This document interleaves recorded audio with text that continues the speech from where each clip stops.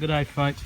I just want to talk about using wet and dry sandpaper to polish soft rocks like these mudstones here. You can use this method on harder rocks, but it takes a lot of effort. But on the softer mudstones and them sort of rocks, it's quite easy. Well, you're going to need some wet and dry sandpaper,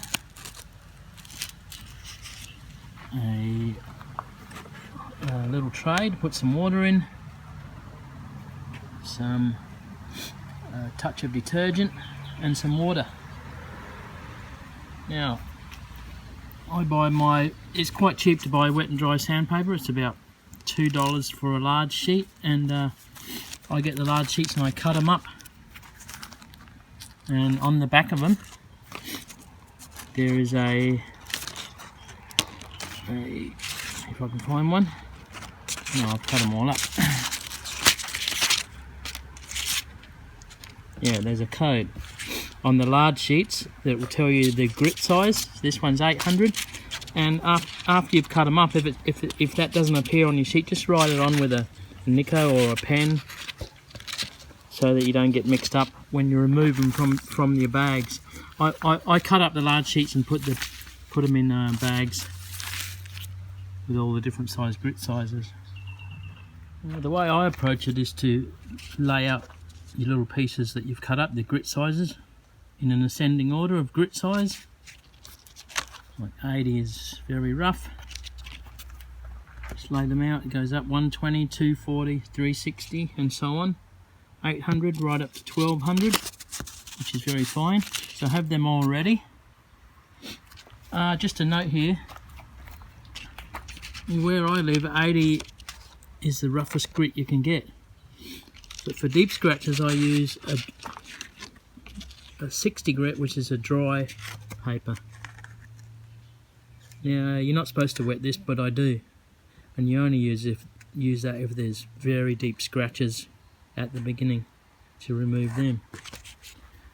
So we'll put a bit of water in our tray.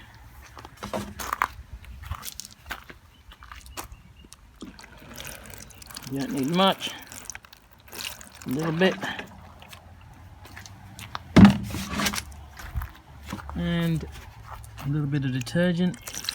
Once again, not much. Just have it about the same soapiness as your dishwashing liquid inside. And get your first sandpaper. There are no deep scratches on my work pieces today, so I'm going to start at 80 grit. Just lay that in the water and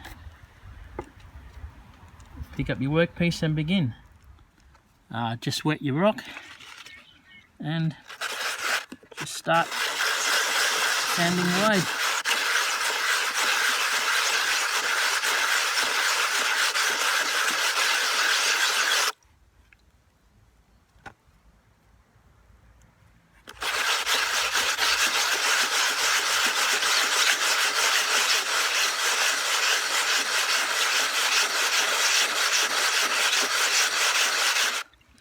Now you can see the colour of the water changing. You're not always lucky enough to get that, but this is a red rock, an iron-rich rock, so you're able to see the colour changing, which means it's being effective.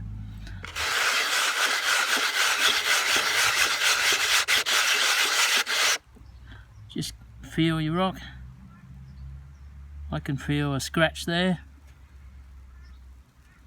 So we're going to step back to a 60 grit.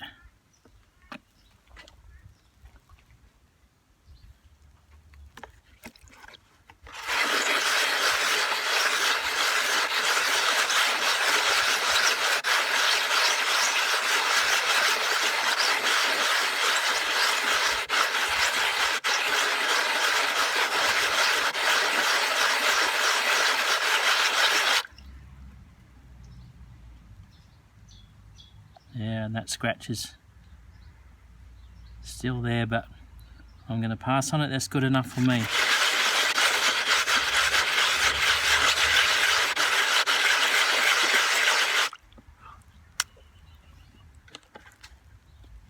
to our 80 grit.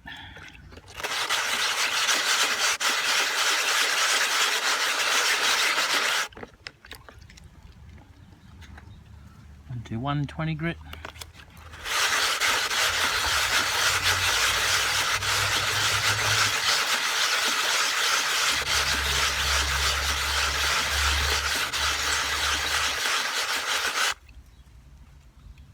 And I'll just work through the grits, and I'll see you again at 1200 grit.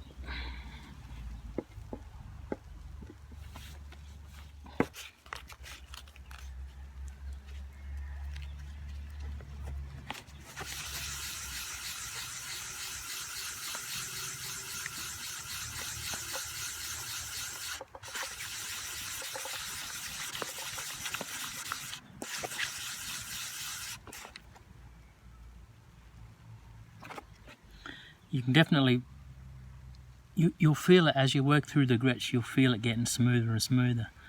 Don't be afraid to just have a feel around every now and again. That's just about there. You can also feel the response of the rock on the wet and dry sandpaper. This is almost slippery now.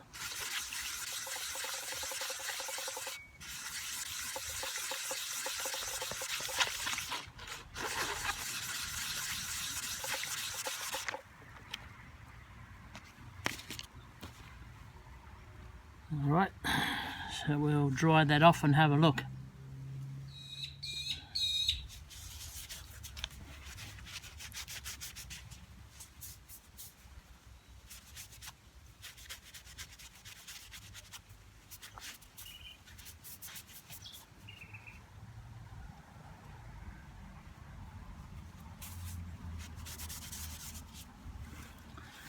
Right, put that somewhere for a minute and let it dry completely. Right, now that it's dry, you can see there's not too many scratches left, and there's a silky finish there, but no shine. So this is where we cheat. I'm going to use a bit of wax wood, made for wood, a wax polish. I use Canalba polish. It's a mixture of beeswaxes and other wax. Just put a fingerful on.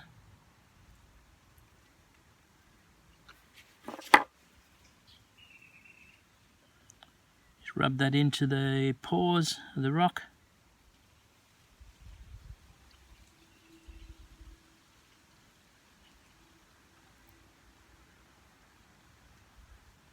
Now you're supposed to use it sparingly. I always go too much, which I shouldn't. And once again we'll let that dry for a minute.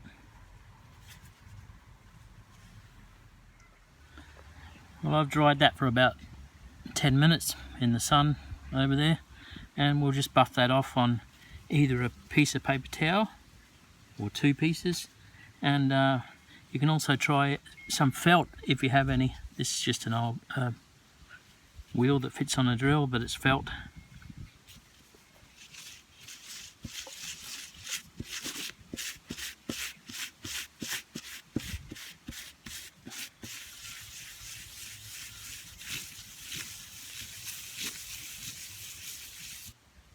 Turn the rock.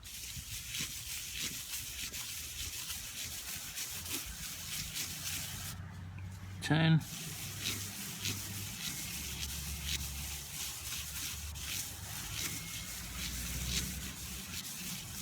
Turn.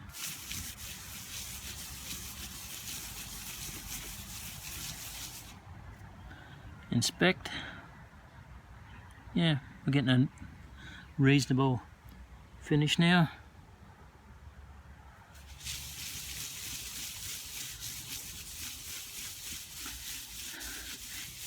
If you can rub hard enough to warm the rock, the polish will work better, but it's not critical.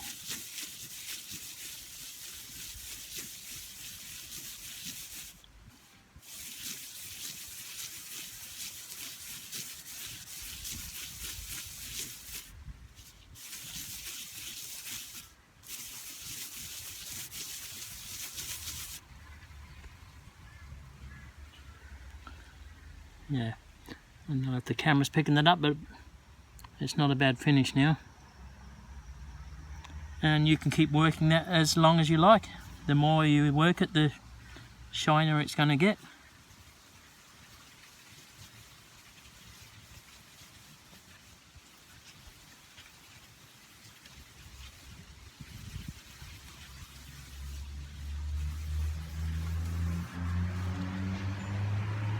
And there you have it.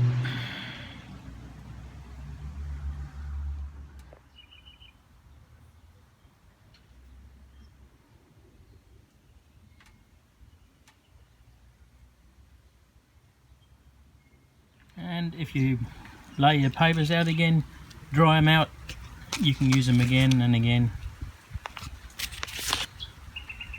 Get many times use out of them. Now sometimes, I've only got one hand now because I'm holding the camera, I can't really show you, but sometimes you'll feel something grinding, and that's because a piece of grit has worked its way off the rock and is between you and the sandpaper. Yeah, I can't quite get it, but there's grit in there, and that will just put more scratches in your rock, into your rock. Yeah, it's that little white thing on my finger there. That will just create scratches in your rock and you get nowhere. So that's when it's time to change the water. And another little tip, this little mould mark sticks up where they've moulded the plastic container. You have to put your sandpaper to one side of that, because that will also create scratches. It puts a little ding in the sandpaper which goes onto your workpiece. Now this piece here, I'll show you what happens if you leave scratches in at the early stages. You're going to see them in the resultant finish. So if I can pick them up in the light, yeah, you see them there. So check your work as you're working through the grits to avoid this. If you don't get the scratches out with the 60 and the 80 grit, just work them same grits again until they're gone. You might have to dry the rock and to see them now and again. Make sure they're not there.